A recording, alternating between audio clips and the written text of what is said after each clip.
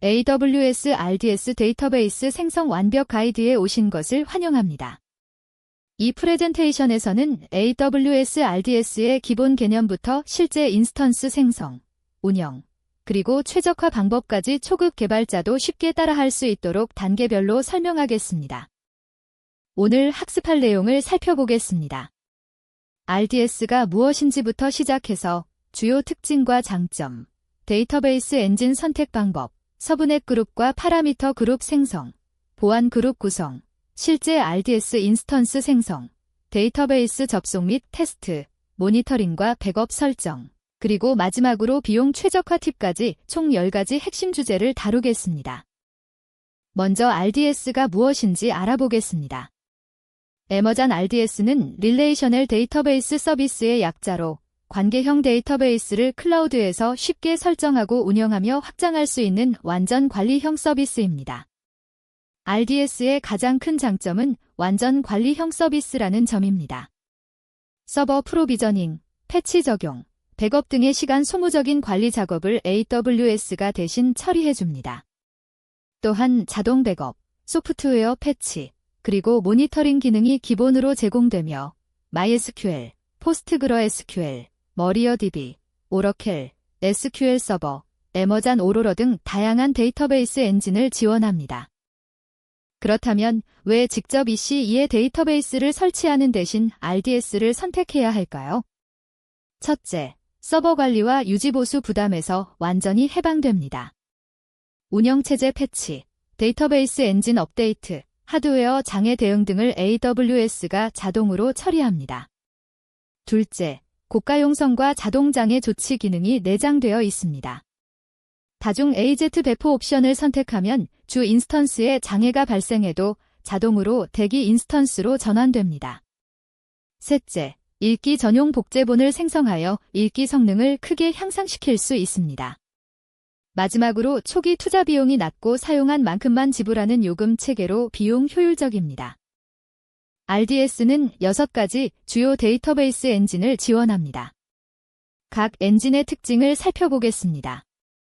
MySQL은 가장 널리 사용되는 오픈소스 데이터베이스로 웹 애플리케이션에 적합합니다. PostgreSQL은 고급 기능과 뛰어난 확장성으로 복잡한 쿼리와 데이터 무결성이 중요한 애플리케이션에 이상적입니다.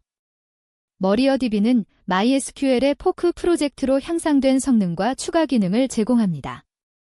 오러켈과 SQL 서버는 엔터프라이즈급 기능이 필요한 대규모 비즈니스 애플리케이션에 적합합니다. 프로젝트의 요구사항, 팀의 기술 스택, 그리고 기존 인프라와의 호환성을 고려하여 적절한 엔진을 선택하세요. RDS 인스턴스는 CPU, 메모리, 네트워크 성능에 따라 다양한 클래스로 구분됩니다. 인스턴스 클래스를 이해하는 것은 비용과 성능의 균형을 맞추는 데 중요합니다.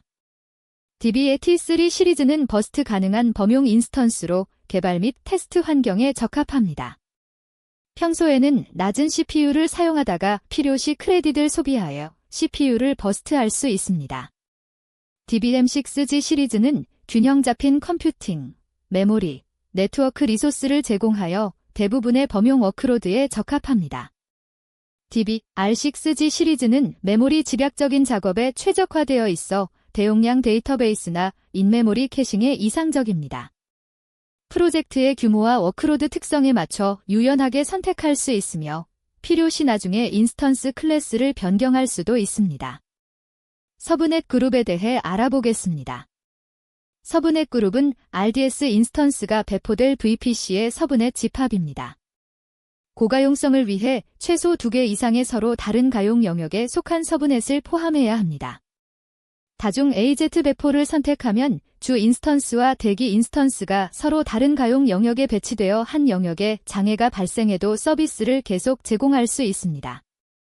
보안을 위해 프라이빗 서브넷에 RDS 인스턴스를 배포하는 것을 강력히 권장합니다. 퍼블릭 액세스는 개발 환경에서 임시로만 사용하고 프로덕션 환경에서는 반드시 비활성화하세요. 화면에 보이는 것은 AWS CLI를 사용하여 서브넷 그룹을 생성하는 명령입니다. Create DB 서브넷 그룹 명령에 서브넷 그룹 이름과 설명을 지정합니다. 가장 중요한 부분은 서브네트 IDS 파라미터입니다. 여기에 최소 2개의 서로 다른 가용 영역에 속한 서브넷 아이디를 공백으로 구분하여 나열합니다. 예를 들어 assist-1A의 서브넷과 assist-1B의 서브넷을 지정하는 식입니다. 태그즈 파라미터로 환경 정보나 소유자 정보 등을 태그로 추가할 수 있어 리소스 관리에 유용합니다. 콘솔에서도 생성할 수 있지만 CLI나 클라우드 포메이션을 사용하면 인프라를 코드로 관리할 수 있어 더 체계적입니다. 파라미터 그룹은 데이터베이스 엔진의 설정 값을 관리하는 방법입니다. 성능, 보안, 로깅 등 다양한 측면을 최적화할 수 있습니다. 중요한 점은 AWS가 제공하는 기본 파라미터 그룹은 수정할 수 없다는 것입니다. 따라서 커스텀 파라미터 그룹을 생성해야 합니다. 주로 튜닝하는 파라미터로는 맥스 커넥션즈, 동시 연결수, 이나드브 버퍼 풀 사이즈, 디노디비 버퍼 풀 크기, 슬로 퀴리 로그, 느린 쿼리 로깅 등이 있습니다. 개발 환경에서는 기본 설정을 사용해도 무방하지만 운영 환경에서는 워크로드 특성에 맞춰 반드시 파라미터를 커스터마이징해야 최적의 성능을 얻을 수 있습니다. 화면의 코드는 파라미터 그룹을 생성하고 수정하는 전체 과정을 보여줍니다. 먼저 create db parameter 그룹 명령으로 새 파라미터 그룹을 생성합니다. 파라미터 그룹 이름, 데이터베이스 패밀리, 여기서는 MySQL 8.0, 그리고 설명을 지정합니다. 데이터베이스 패밀리는 엔진 종류와 메이저 버전을 나타내므로 정확히 일치해야 합니다. 파라미터 그룹이 생성되면 motherpy db parameter 그룹 명령으로 개별 파라미터를 수정합니다. 예를 들어 맥스 커넥션즈를 200으로 설정하고 있습니다. 어플라이 메서드는 이미디에이트 또는 펜딩 리부트 중 선택할 수 있는데 이미디에이트는 즉시 적용되고 펜딩 리부트는 다음 재시작 시 적용됩니다. 동적 파라미터는 즉시 적용할 수 있지만 정적 파라미터는 반드시 재시작이 필요합니다. 보안 그룹은 RDS 인스턴스로 들어오고 나가는 트래픽을 제어하는 가상 방화벽입니다. 올바른 보안 그룹 구성은 데이터베이스 보안의 첫 번째 방어선입니다. 인바운드 규칙에는 데이터베이스 포트만 허용해야 합니다.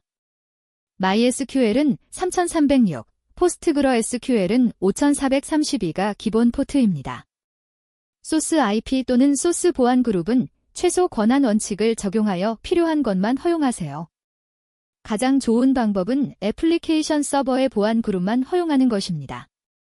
특정 IP 주소를 직접 지정하는 것보다 보안 그룹을 소스로 지정하면 IP 변경에 유연하게 대응할 수 있습니다. 절대로 0.0.0.0 모든 IP를 소스로 설정하지 마세요. 이 코드는 보안 그룹의 인바운드 규칙을 추가하는 AWS CLI 명령입니다. Authorize Security Group Ingress 명령을 사용합니다. 그룹 아이디는 RDS 인스턴스에 연결된 보안 그룹의 아이디입니다. 프로토콜은 TCP, 포어트는 3306으로 MySQL의 기본 포트를 지정합니다. 가장 중요한 부분은 소스 그룹입니다. 여기서는 특정 IP 주소 대신 애플리케이션 서버의 보안 그룹 아이디를 지정하고 있습니다. 이렇게 하면 해당 보안 그룹에 속한 모든 EC 이 인스턴스에서만 RDS에 접속할 수 있습니다. 애플리케이션 서버가 오토스케일링으로 추가되거나 제거되어도 별도의 보안 그룹 수정 없이 자동으로 접근 권한이 부여됩니다. 이 방식이 IP 주소를 직접 지정하는 것보다 훨씬 더 유연하고 안전합니다. RDS 스토리지 타입은 데이터베이스의 성능과 비용에 직접적인 영향을 미칩니다. RDS는 3가지 스토리지 타입을 제공합니다. 범용 SSD인 GP3는 대부분의 워크로드에 적합하며 가격 대비 성능이 우수합니다. 기본 3000 IOPS와 125MB 제스 처리량을 제공하며 필요시 추가 비용으로 더 높은 성능을 프로비저닝할 수 있습니다. 프로비저닝된 IOPS인 IO1은 일관되고 예측 가능한 고성능이 필요한 IO 집약적 워크로드에 적합합니다. 최대 64,000 IOPS까지 프로비저닝할 수 있습니다. 마그네틱 스토리지는 레거시 옵션으로 새 인스턴스에는 사용하지 않는 것을 권장합니다. 또한 스토리지 자동 확장 기능을 활성화하면 디스크 공간이 부족해질 때 자동으로 스토리지를 확장하여 다운타임을 방지할 수 있습니다. 백업과 스냅샷은 데이터 보호의 핵심입니다. RDS는 두 가지 백업 방식을 제공합니다. 자동 백업은 매일 지정한 백업 윈도우에 전체 데이터베이스 스냅샷을 생성하고 트랜잭션 로그를 5분마다 S3에 저장합니다. 이를 통해 보관 기간 내 임의의 시점으로 데이터베이스를 복원할 수 있습니다. 백업 보관 기간은 최소 7일을 권장하며 최대 35일까지 설정할 수 있습니다. 백업 윈도우는 트래픽이 적은 시간대로 설정하여 성능 영향을 최소화하세요. 수동 스냅샷은 자동 삭제되지 않으므로 주요 마일스톤이나 배포 전에 생성하여 중요한 시점을 보존할 수 있습니다. 또한 재해 복구 전략의 일환으로 스냅샷을 다른 리전으로 복사할 수도 있습니다. 이제 모든 사전 설정이 완료되었으니 실제로 RDS 인스턴스를 생성하는 단계를 살펴보겠습니다. RDS 인스턴스는 AWS 콘솔에서 마법사를 따라 생성하거나 CLI 또는 클라우드포메이션으로 생성할 수 있습니다. 생성 시 가장 중요한 결정 사항들을 살펴보겠습니다. 먼저 마스터 사용자 이름과 비밀번호를 설정합니다. 이는 데이터베이스의 루트 계정이므로 강력한 비밀번호를 사용하고 안전하게 보관해야 합니다. 다중 AZ 배포 옵션을 선택하면 고가용성을 확보할 수 있지만 비용이 약 2배 증가합니다. 프로덕션 환경에는 필수이지만 개발 환경에서는 선택 사항입니다. 퍼블릭 액세스는 반드시 프로덕션에서 비활성화하세요. 외부에서 직접 접속할 수 없도록 하여 보안을 강화합니다. 화면의 코드는 AWS CLI로 MySQL RDS 인스턴스를 생성하는 전체 명령입니다. 각 파라미터를 하나씩 살펴보겠습니다.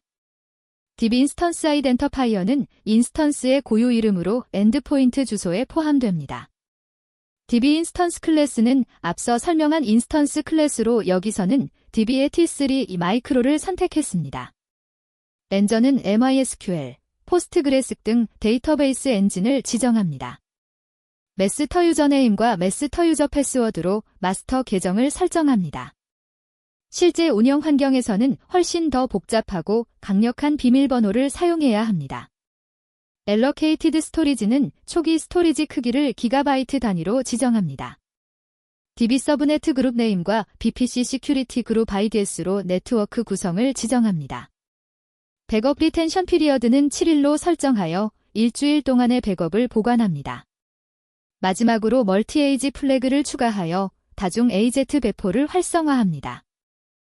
RDS 인스턴스 생성이 완료되면 엔드포인트 주소가 할당됩니다. 이 주소로 데이터베이스에 접속합니다.